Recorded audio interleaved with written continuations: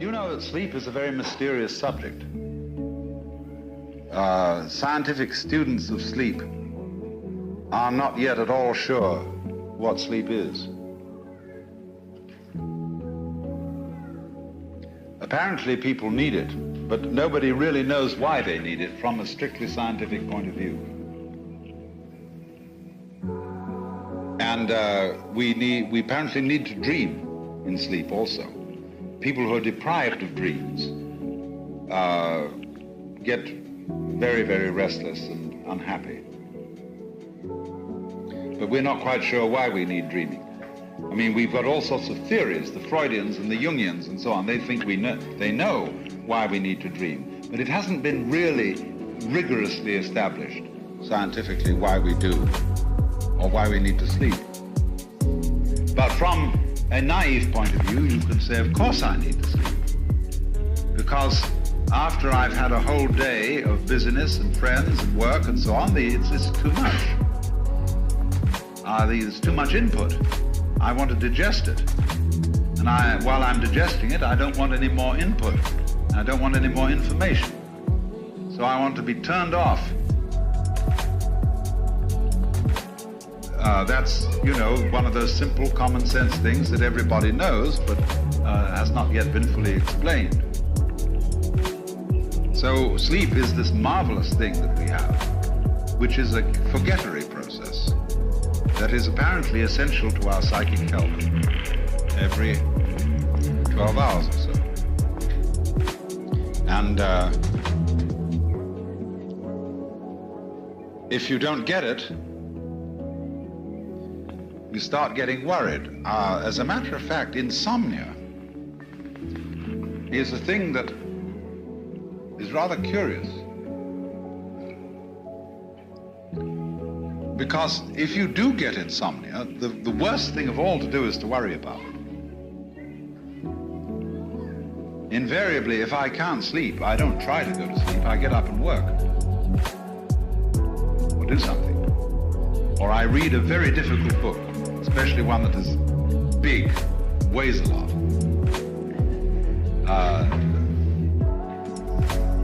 This is a good way to go to sleep. But if you have insomnia, don't ever try to go to sleep.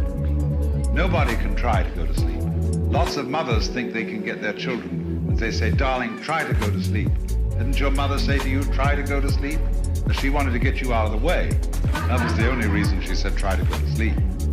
Or she thought that perhaps it was good for you, and that you ought really to get your sleep.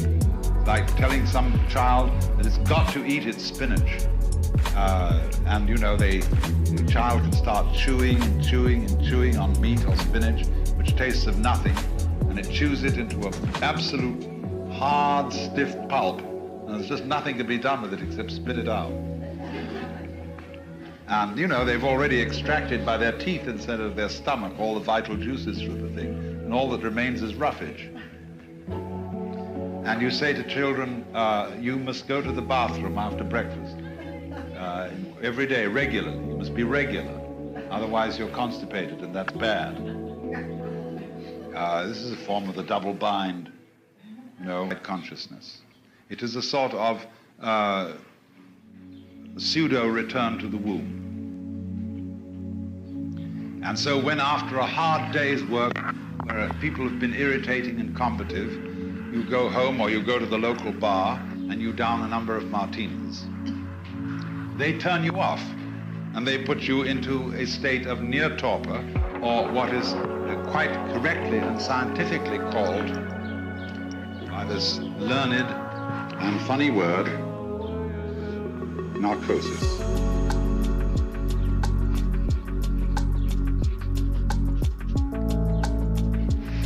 Narcosis, Narcissus, is connected with narcosis. It means torpor, reduced consciousness, reduced sensory input.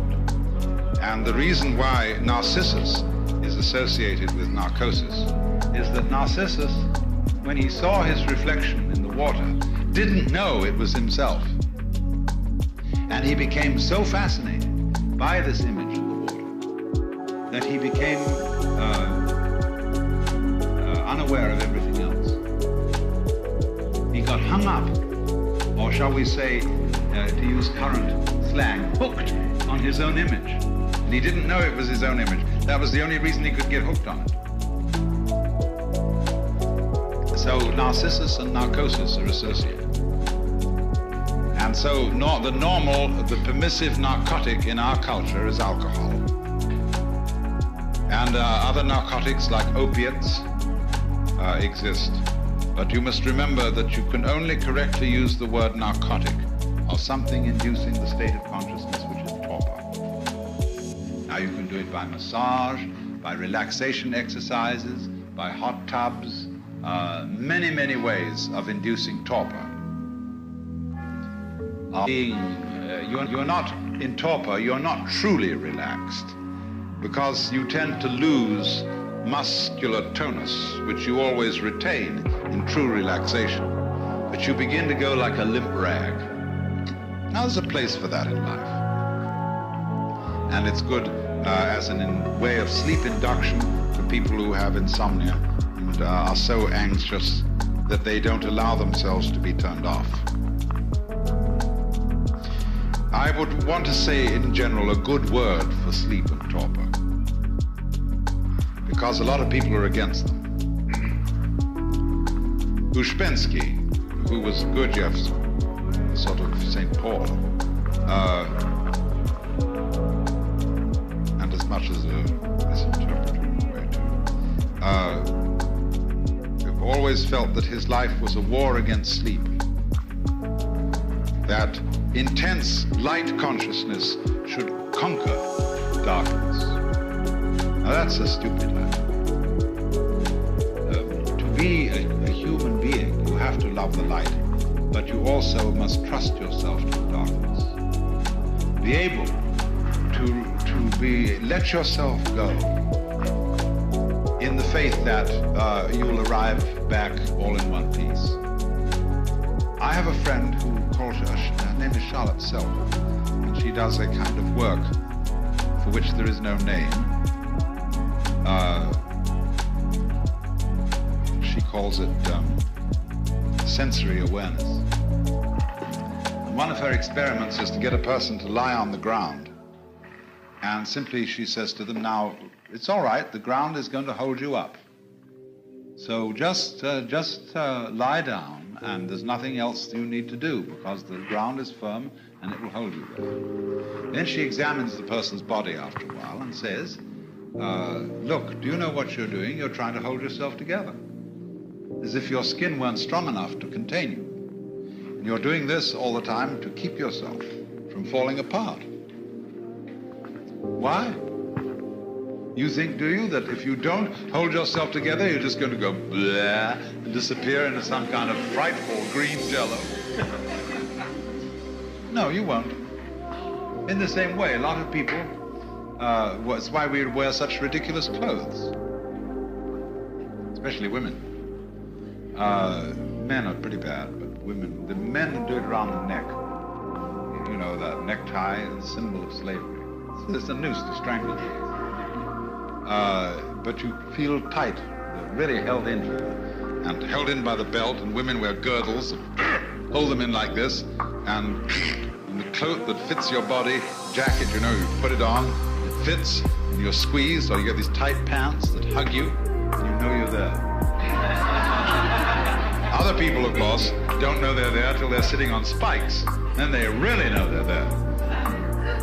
And a lot of people make trouble for themselves in order to be able to sit on spikes, so that they know they're there. Now, supposing instead you switch to another kind of clothes, you wear Japanese clothes. I often wear Japanese clothes because they happen to be, for men, the most comfortable form of clothing ever devised. There's only one place where it holds you, and that's at the belt. But you wear the belt not round your waist, but below your belly, and you wear it rather loose. Otherwise, the garments are flowing. They don't interfere with the nature of the cloth, because the cloth is woven on a rectilinear pattern. See, cloth is straight like this. So when you get a Japanese kimono, it folds up instantly for packing. But you try to pack a Western man's jacket or a woman's suit jacket, and there's absolutely no way of folding the thing at all. So it always comes out of your suitcase needing to go to the pressing. But you take a kimono and you put it on, and it falls exactly according to its own nature around you, and they're very dignified. And you feel, but you don't feel closed in. Now that makes some people terribly uncomfortable. If they don't feel pinched and pulled together, they don't feel dressed and feel this is, I'm going around in a bathrobe. And a lot of people can't wear a bathrobe beyond a certain hour of the day because they don't feel that they're respectable. I mean, you can perfectly well get up and put yourself into the most beautiful, any kind of gorgeous bathrobe you want to, and run around and do your work if you don't have to go to the office. Even if you had to go to the office, they ought to allow you to wear interesting robes. And furthermore, I once asked a Japanese why he didn't wear a kimono anymore. And he said, you can't run for a bus in a kimono. Well, it's perfectly true. Unless you hoist it up and tie it into the belt, you can't. And that's rather undignified. But the thing is that in this age that is now forthcoming, when we're going to cut down the working hours because of automation, people have got to learn to saunter and dawdle. Otherwise, they'll get into mischief. And so forms of clothing which are supremely comfortable, which require a kind of a sauntering attitude to life, are going to be very important for the future of civilization. You see, the difficulty of it is this. You cannot teach a selfish person to be unselfish by any means. That is to say, whatever a selfish person does, whether it be giving his body to be burned or giving all that he possesses to the poor, he will still do it in a selfish way of feeling.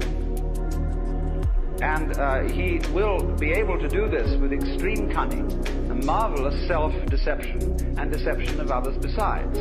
But the consequences of fake love are almost invariably destructive, because they build up resentment on the part of the person who does the fake loving, as well as on the part of those who are its recipients.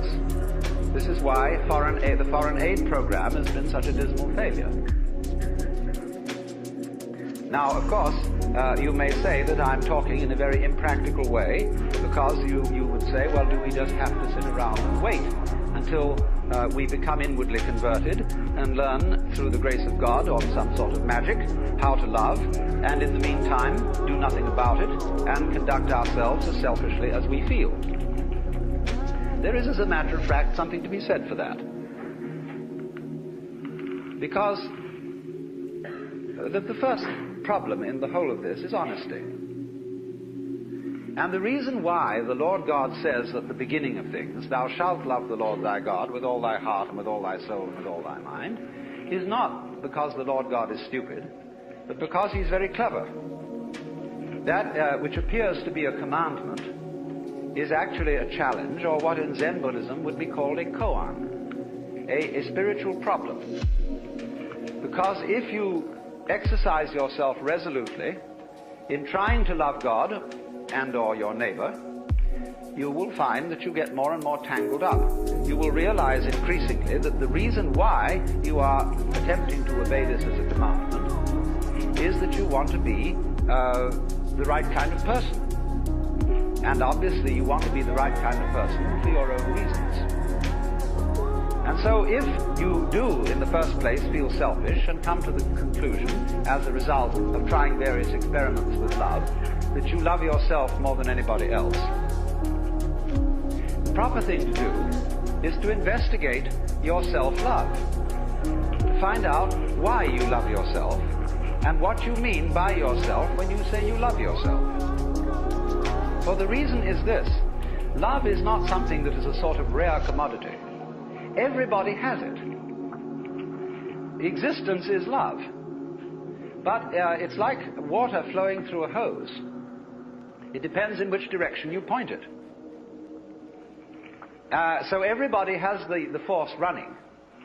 And maybe the way in which you find the force of love operating in you is that you have a passionate like of booze, or ice cream, or automobiles, or good-looking members of the opposite sex, or even the same sex.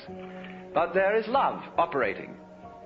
And people, of course, tend to distinguish between the various kinds of love. There are good kinds, such as divine charity, and allegedly bad kinds, such as, in quotes, animal lust. But it should be understood, I think, that they are all... A great deal of damage is done in practical human relations by saying that you love people, when what you mean is that you ought to. And you don't really. You give the wrong impression, and people begin to expect things of you which you're never going to come through with. We have been taught, for example, that we ought to love our enemies. Now, we don't really understand what it means to love our enemies. We think it means to be charitable towards them in the hope that we will convert them, and so that they will cease to be our enemies. The real reason for loving enemies is that one needs enemies. They're terribly important to you. For example, I think that some of you here feel that you belong to a nice set of people. It may be an ordinary kind of bourgeois coterie of pleasant squares, or it may be a church group of some kind, a club, or a special cult, or just a group of friendly drinkers. But at any rate, you feel that by virtue of membership in this society, you belong to a special in-group of nice or saved people. Now, when you consider what nice people talk about when they sit round the dinner table and have an opportunity to nurture their collective ego, you will find that the most fascinating topic of conversation is the nasty people. How awful they are, what dreadful things they do, and what is it all coming to. And this very, very satisfactory, condemnatory conversation nurtures your ego. But people who do that don't seem to realize that they thereby depend on the nasty people in order to know that they're nice. They are, as a matter of fact, highly indebted to them. On the other side of the picture, the nasty people, they, on their side, consider that they really are the best people, and nurture their collective ego by blasting the bourgeoisie, the squares, the wasps, know-nothings, or whoever they may be. And so, for the collective ego of the non-squares, the squares are extremely necessary. If they were to disappear tomorrow, many of us would lose a cause. Now, the minute you begin to become aware of this, it's rather embarrassing. It's, of course, humorous, and I'm glad that you see this. Because at once you begin to realize how much you depend on an enemy, or an outsider, or a group of damned people as distinct from your own group of saved people. And so you begin to realize that if your collective ego, or yourself, depends on your being on the in, but you can only be on the in with relation to something that is out. And since the in and the out are inseparable, if there is to be any in or any out, you suddenly discover that yourself is bigger than you thought it was. It includes the other, and you can't do without it. This brings about a fundamental change in the understanding of the meaning and nature of self. And thereupon, there become a change of attitude to other people, even if you continue with some formal opposition to them and disapproval of them. When then you are honestly clear with yourself what you liked and what you disliked. And then at the same time, yourself begins more and more to include things that were hitherto defined as being not yourself. Your love, which is what you are, begins to express itself quite naturally and unaffectedly in a wider way. Now, to trust oneself to be capable of love, to bring up love, in other words, to function in a sociable way and in a creative way, is to take a risk. It's a gamble. Because you may not come through with it. And in the same way, when you fall in love with somebody else, or you form an association with somebody else, and you trust them, they may, as a matter of fact, not fulfill your expectations. But that risk has to be taken. The alternative to taking that risk is much worse than trusting and being deceived. In other words, to live together, you have to take risks. There will be disappointments and failures and disasters as a result of taking these risks. But in the long run, it will work out. My point is that if you don't take them, the results will be so much worse than any kind of wild anarchy that could be conceived. You see, here we are now as a highly disciplined human race, with all kinds of rules and religions, and what are we about to do? Blow ourselves completely to pieces.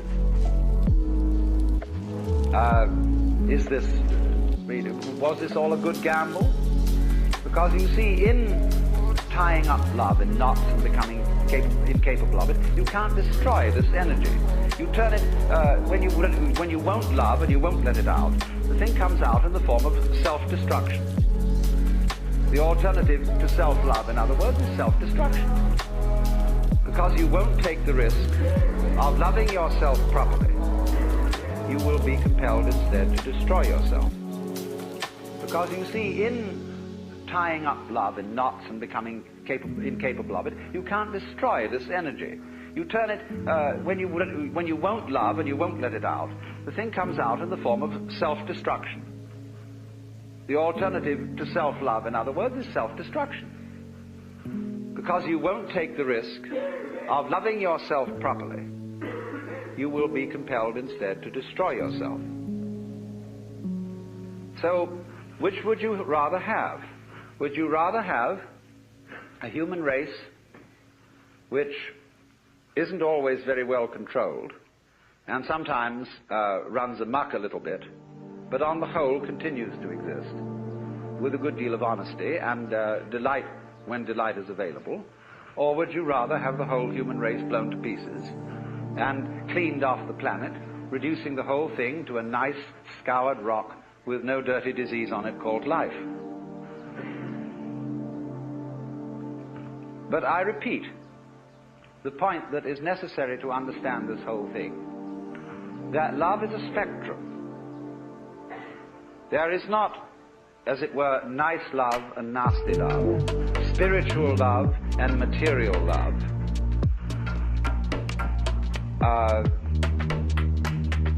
mature affection on the one hand and infatuation on the other. These are all forms of the same energy. And you have to take it and let it grow where you find it. If you find that only one of these forms exists in you, if at least you will water it, the rest of the plant will blossom as well. But the essential prerequisite from the beginning is to let it have its way. Have its way.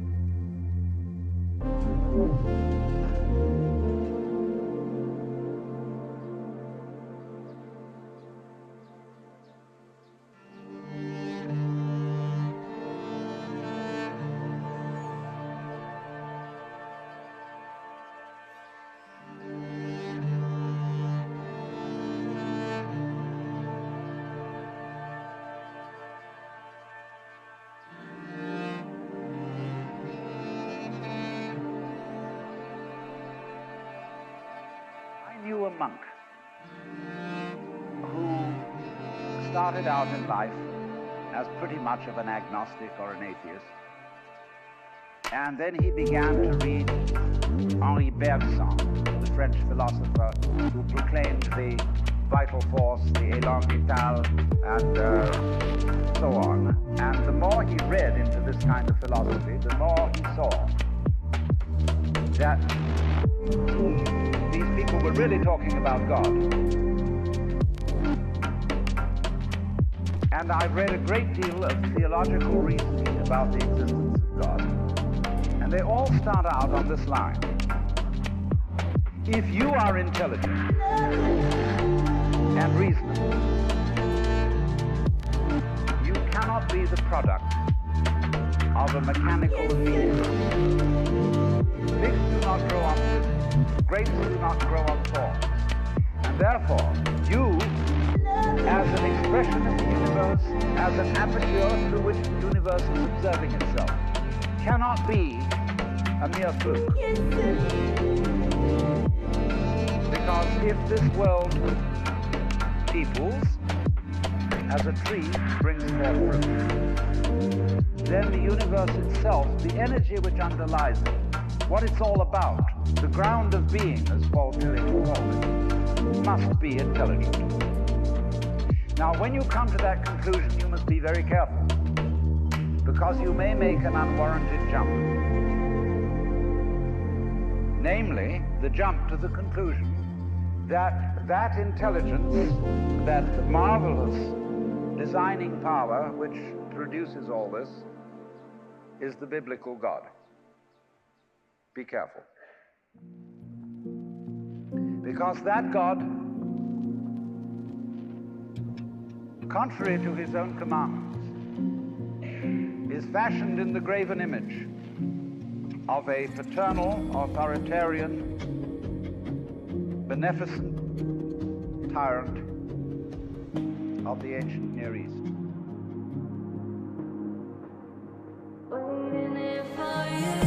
And it's very easy to fall into that trap, because it's all prepared, institutionalized in the Roman Catholic Church, in the synagogue, in the Protestant churches, all there ready for you to accept. And by the pressure of social consensus and so on, it is very natural to assume that when somebody uses the word God, it is that father figure which is intended. Because even Jesus used the analogy, the Father, for his experience of God. He had to. There was no other one available to him in his culture. But nowadays, we are in rebellion against the image of the authoritarian father.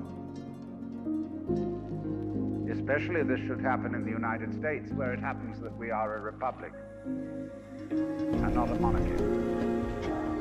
And if you, as a loyal citizen of this country, think that a republic is the best form of government, you can hardly believe that the universe is a monarchy. But to reject the paternalistic image of God as an idol is not necessarily to be an atheist. Although I have advocated something called atheism in the name of God. That is to say,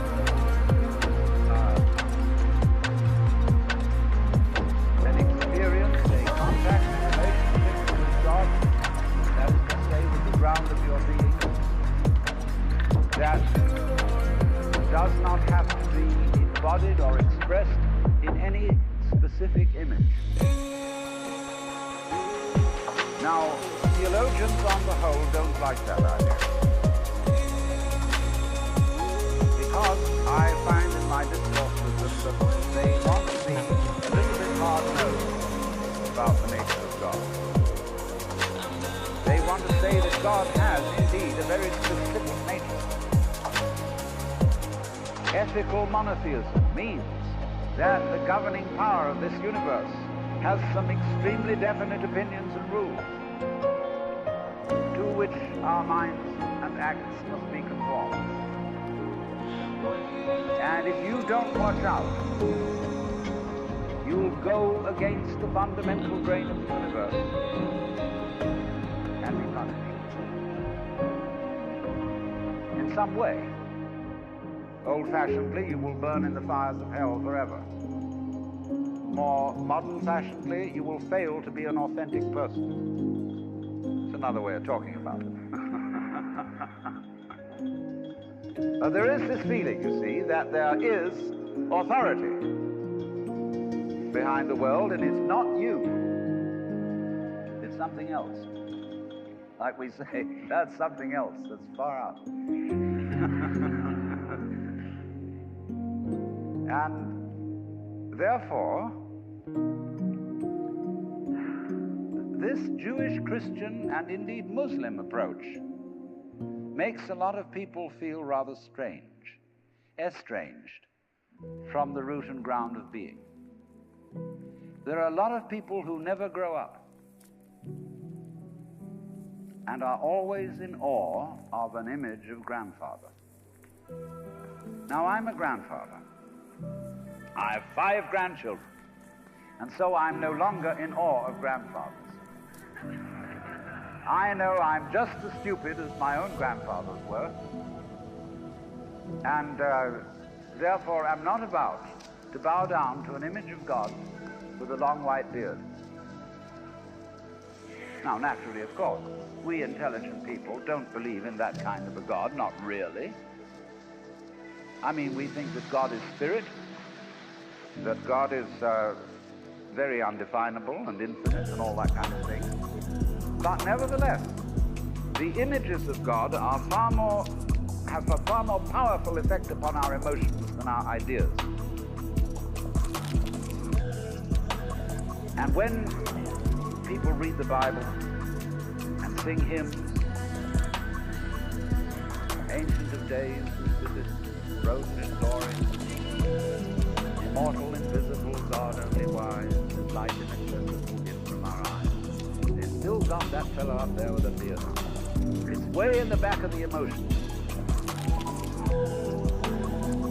And so we should think, first of all, in contrary imagery.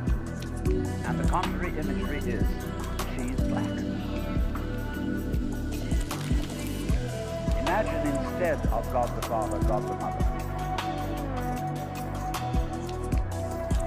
And imagine that this is not a luminous being, blazing with light, but an unfathomable darkness, such as is portrayed in Hindu mythology by Kali, K-A-L-I, the Great Mother, who is represented in the most terrible imagery. Kali has a tongue hanging out long, drooling with blood. She has fang teeth. She has a scimitar in one hand and a severed head in the other. And she is trampling on the body of her husband, who is Shiva. Shiva represents also, furthermore, the destructive aspect of the deity, wherein all things are dissolved so that they be reborn again. And here is this blood-sucking, terrible mother as the image of the supreme reality behind it. Imagine it's the representative of the opposite, the spider, the orthodox, the creepy crawlers at the end of the line, which are all terrified. Now that's a very important image, because let us suppose, just for the sake of argument, that all of you sitting here right now are feeling fairly all right. I mean, you're not in a hospital. You don't have the screaming menias. You have a sense you probably had dinner and are feeling pretty good.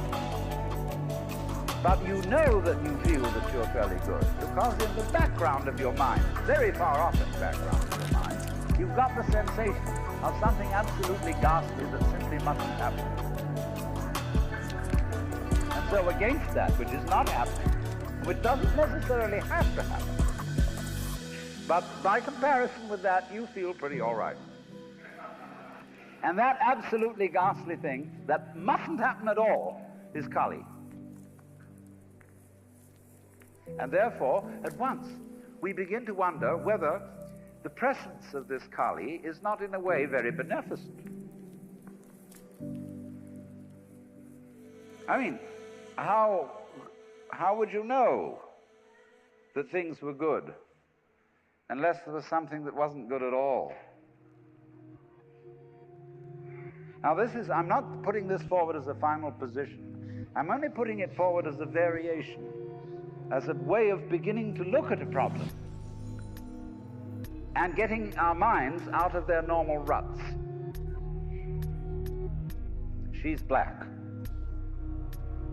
Well, she, first of all, feminine, represents what is called philosophically the negative principle.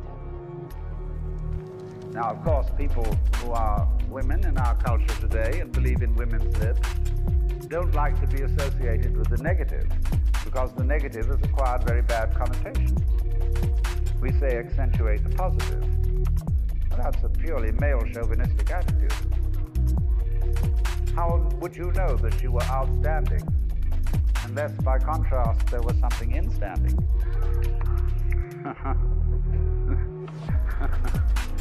You cannot appreciate the convex without the concave. You cannot appreciate the firm without the yielding. And therefore, the so-called negativity of the feminine principle is obviously life-giving and very important. But we live in a culture which doesn't notice it. You see a painting, a drawing of a bird, and you don't notice the white paper underneath it. You see a printed book, and you think that what is important is the printing, and the page doesn't matter. And yet, if you reconsider the whole thing, how could there be visible printing without the page underlying it? What is called substance, that which stands underneath, underneath, stands. To be substantial is to be underlying, to be the support, to be the foundation of the world. And of course, this is the great function of the feminine, to be the substance. And therefore, the feminine is represented by space, which is of course black. That's right. But were it not for black and empty space, there would be no possibility whatsoever of seeing the stars. Stars shine out of space, and astronomers, very high-powered astronomers, are beginning to realize that stars are a function of space. Now that's difficult for our common sense, because we think that space is simply inert nothingness. But we don't realize that space is completely basic to everything. It's like your consciousness. Nobody can imagine what consciousness is. It's the most elusive, whatever it is, that there is at all, because it's the background of everything else that we know. Therefore, we don't really pay much attention to it. We pay attention to the things within the field of consciousness, to the outlines, to the objects, to the so-called things that are in the field of vision, the sounds that are in the field of hearing, and so forth. But what it is, that ever it is, that embraces all that, we don't pay much attention to it. We can't even think about it. It's like trying to look at your head. You know, you try to look at your head, and what do you find? You don't even find a black blob in the middle of things. You just don't find anything. And yet that is that out of which you see, just as space is that out of which the stars shine. So there's something very queer about all this. That which you can't put your finger on, that which always escapes you, that which is completely elusive, the blank, seems to be absolutely necessary for there to be anything whatsoever. Now let's take this further. Kali also is the principle of death, because she carries a scimitar in one hand and a severed head in the other. Death. This is tremendously important to think about. We put it off. Death is swept under the carpet in our culture. In the hospital, they try to keep you alive as long as possible in utter desperation. They won't tell you that you're going to die. They, when their relatives have to be informed that it's a hopeless case, they say, don't tell this to the patient. And all the relatives come around with hollow grins and say, well, you'll be all right in about a month. And then we'll go and have a holiday somewhere by the sea and birds and whatnot. And the dying person knows this is mockery. Well, of course, we've made death howl with all kinds of rules. We've invented dreadful afterlives. I mean, the Christian version of heaven is as abominable as the Christian version of hell.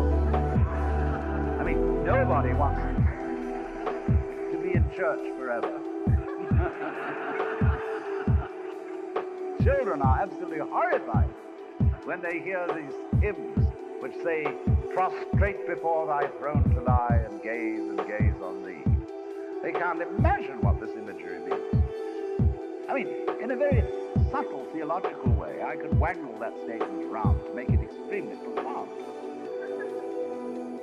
I mean, to be prostrate at once and to gaze on the other hand, the coincidentia oppositorum. A coincidence of opposites, which is perfectly unique. But to a child, it is a cricket neck. And that's the sort of imagery we brought up.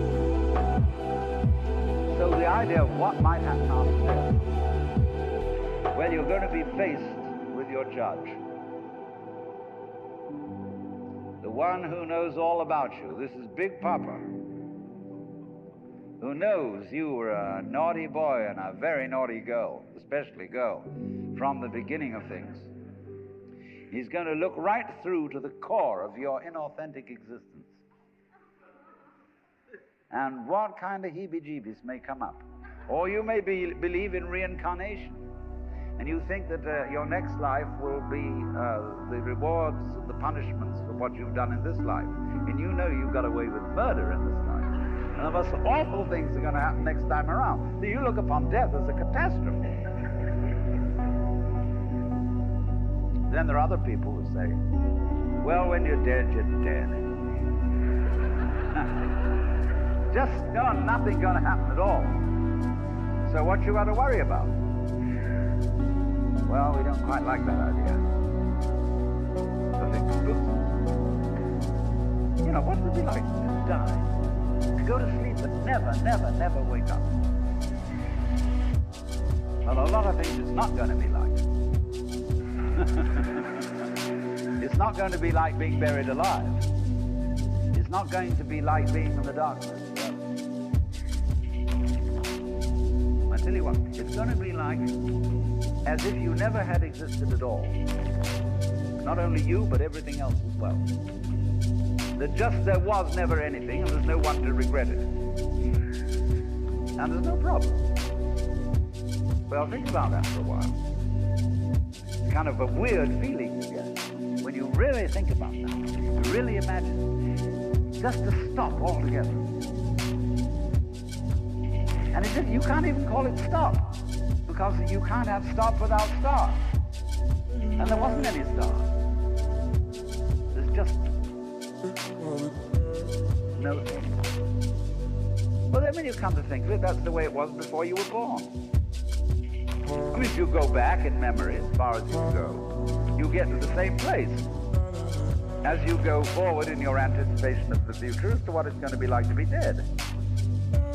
And you get these funny ideas that this blankness is the necessary counterpart of what we call being. Now, we all think we're alive, don't we? I mean, we're really here? That there is something called existence? You know, the existentialists, the science, thrownness. You know, here we are. But how could you experience that as a reality unless you had once been dead? What gives us any ghost of a notion that we're here, except by contrast with the fact that we once weren't. And later on won't we. But this thing is a cycle, like positive and negative poles in electricity. So this then is the value of the symbolism of she is black. She, the womb principle, the receptive, the instant, the void, and the dark. So that has come into the presence of the God who has no image. Behind the Father image, behind the Mother image, behind the image of light and itself, behind the image of profound and invisible God. There's something else which we can't conceive at all.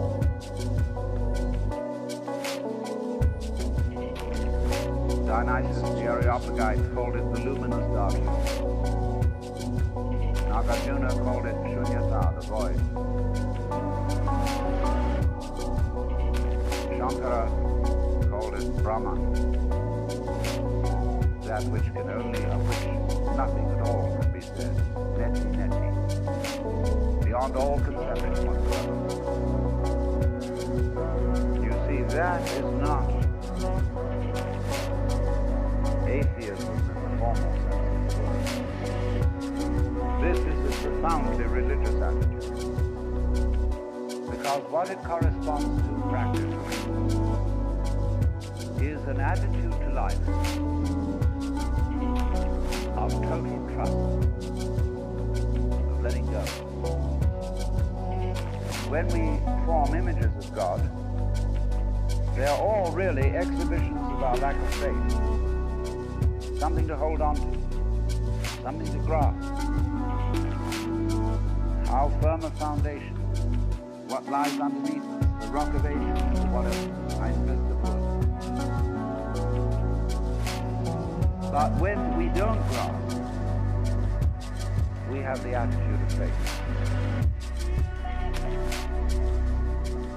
If you let go of all the idols, you will of course discover that what this unknown is, which is the foundation of the universe, is precisely you. It's not the you think you are. No, it's not your opinion of yourself. It's not your idea or image of yourself. It's not the chronic sense of muscular strain, which we usually call I.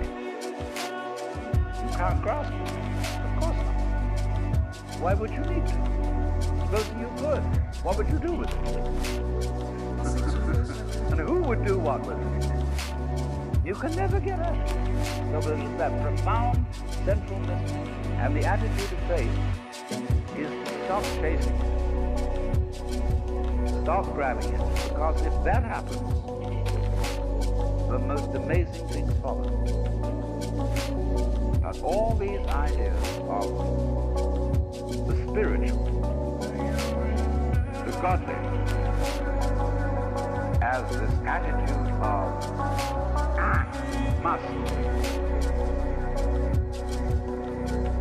And we have been laid down the laws which we are bound to follow.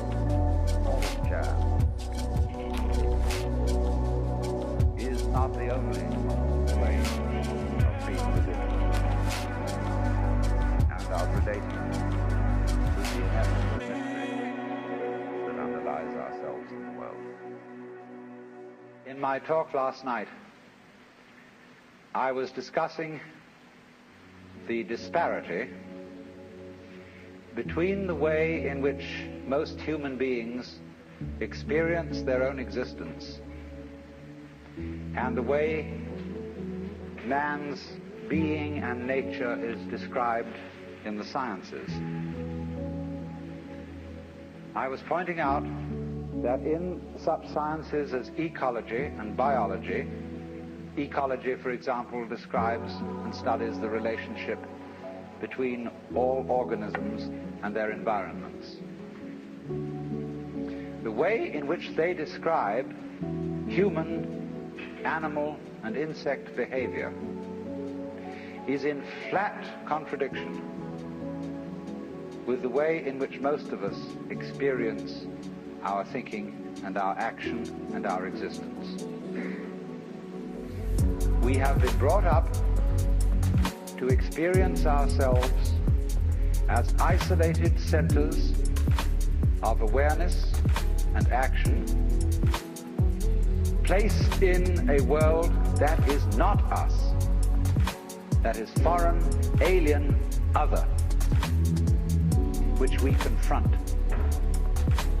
Whereas, in fact, the way an ecologist describes human behavior is as an action. What you do is what the whole universe is doing at the place you call here and now. You are something the whole universe is doing in the same way that a wave is something that the whole ocean is doing. This is not what you might call a fatalistic or deterministic idea.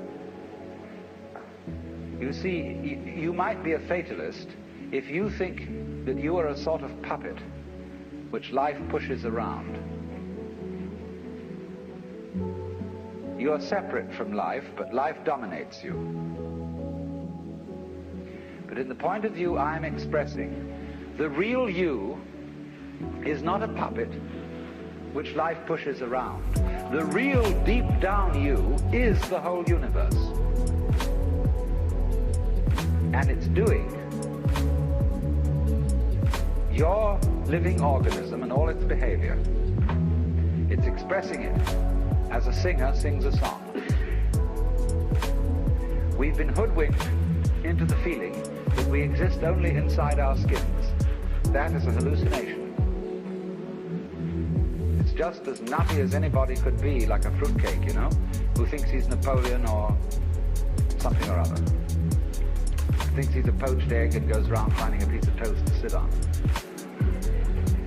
It's just like that, a hallucination.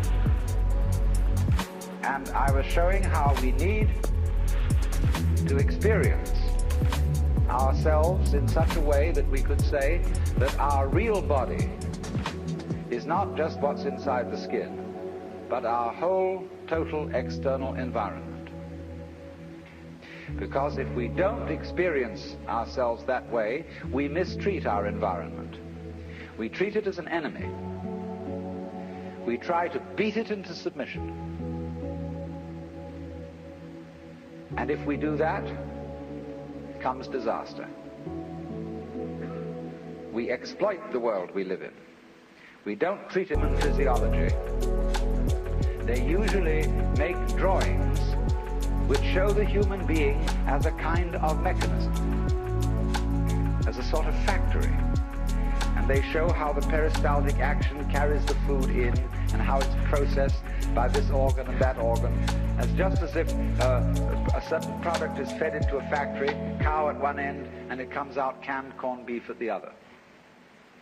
Just in such a way, the human is illustrated, and so too in some kinds of rather degraded medicine that is now practiced. When you go to the hospital for a medical examination, you are treated as a machine. They process you. You're not a person. You're put in a wheelchair immediately. Even if you're perfectly healthy and can walk, nevertheless they have to have you in this wheelchair. And they put you through a process. And the heart specialist looks only at your heart because he can't understand anything else. The otorhinolaryngologist, which means an ear, nose, and throat man, looks at that section of you, and he doesn't know about anything else. And maybe a psychiatrist takes a look at you, and goodness knows what happens there, and so on and so on. Everybody looks at you from their specialized point of view as if they were a bunch of mechanics examining your automobile. Because, as I said last night, we just asked for this. Because most of us consider ourselves as chauffeurs inside our bodies, which we own in the same way as you own a car. And when it goes wrong, you take it to the mechanic to fix it. You don't really identify with your body, just as you don't really identify with your car.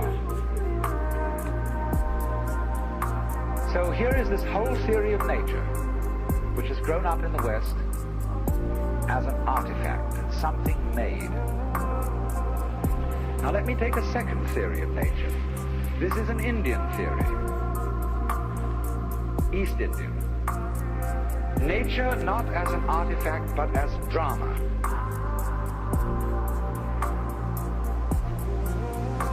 Basic to all Hindu thought is the idea that the world is Maya.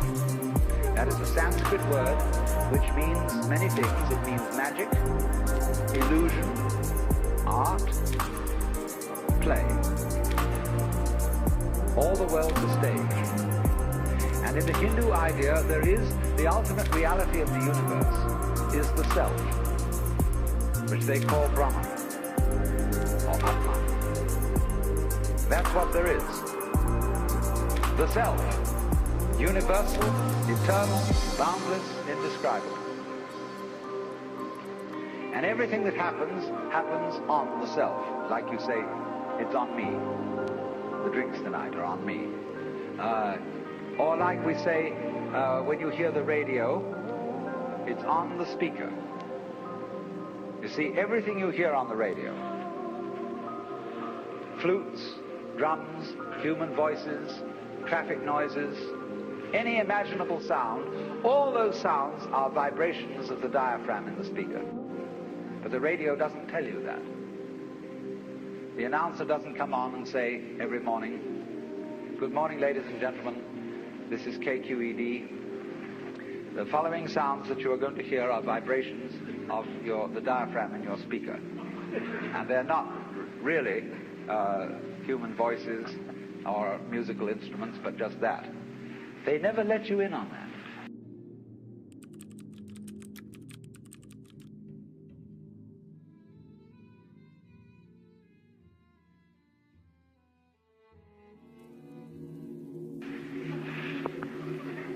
And in exactly the same way, the universe doesn't let you in on the truth that all sense experiences are vibrations of the self.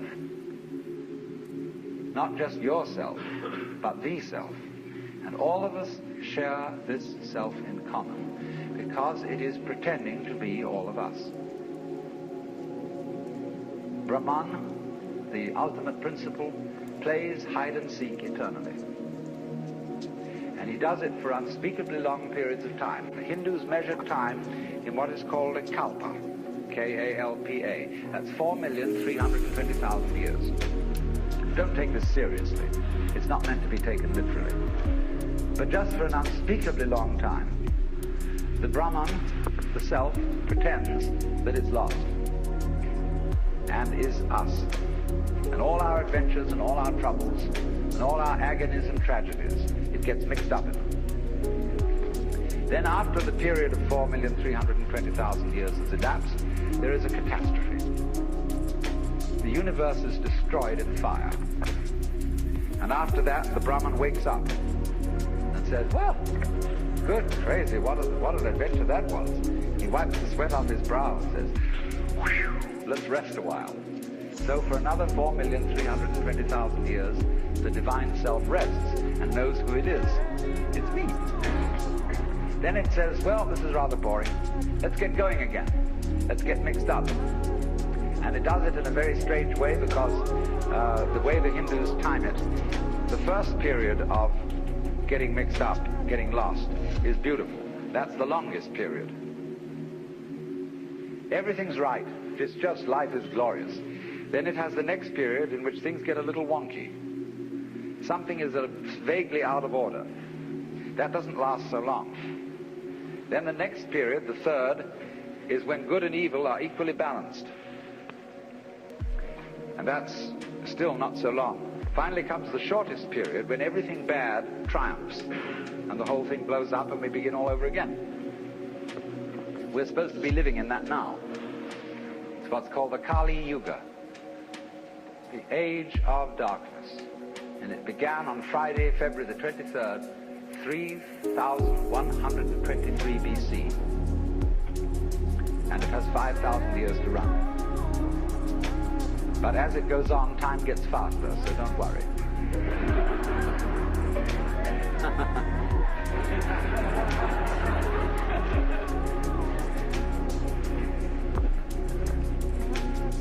So you see, that's a theory of nature as a drama. It's play. Now there's a third theory of nature, which is Chinese. This is very interesting. The Chinese word for nature, they call zhiran. And this expression means of itself so. What happens of itself. Or we might say spontaneity. It almost means automatic, because automatic is what is self-moving. Only, we associate the word automatic with machinery. But zhiran, what is so of itself, is associated in the Chinese mind not with machinery, but with biology. Your hair grows by itself. You don't have to think how to grow it. Your heart beats by itself. You don't have to make up your mind how to beat it. That's what they mean by nature. The fundamental virtue of a human being is called Yan, spelled J-E-N for reasons best known to Chinese scholars. I don't know what they are, but it's pronounced Yan. And it's a character, Chinese character, that Confucius placed as the highest of all virtues, higher than righteousness, higher than benevolence, and it means approximately human-heartedness. Now, Confucius once said that goody-goodies are the thieves of virtue. Virtue in Chinese is de. We Romanize it as T-E-H, de. And it means virtue not in the sense of moral propriety, but virtue in the sense of magic, as when we speak of the healing virtues of a certain plant. A man of true virtue is therefore a human-hearted man. And the meaning of this is that one should above all trust human nature in the full recognition that it's both good and bad, that it's both loving and selfish. Now, let me give an illustration of the wisdom of this. When people fight wars, I trust them if the reason for which they fight a war is to expropriate somebody else's possessions and women. Because they will fight a merciful war. They will not destroy the possessions and the women that they want to capture. They want to enjoy them. And that's a war based on simple, ordinary, everyday human greed. The most awful wars that are waged are the wars waged for moral principles. You are a lousy communist. You have a philosophy that is destructive to religion and to everything that we love and value and reverence, and therefore we will exterminate you to the last man unless you surrender unconditionally. Such wars are ruthless beyond belief. We can blow up whole cities, wipe people out, because we are not greedy. We are righteous. That is why the goody-goodies are the thieves of virtue. If you are going to do something evil, do it for a plain, honest, selfish motive. don't do it in the name of God. Because if you do, it turns you into a monster who is no longer human. A sadist, a pure destroyer. So an inflexibly righteous person is not human. And that is why, in Chinese ideas of justice, a good judge is not somebody who abides by the book. Their idea of justice is, for God's sake, keep the case out of court. Let us have a consultation behind the scenes, and let's arrange a compromise. Because we know our opponent is a rascal.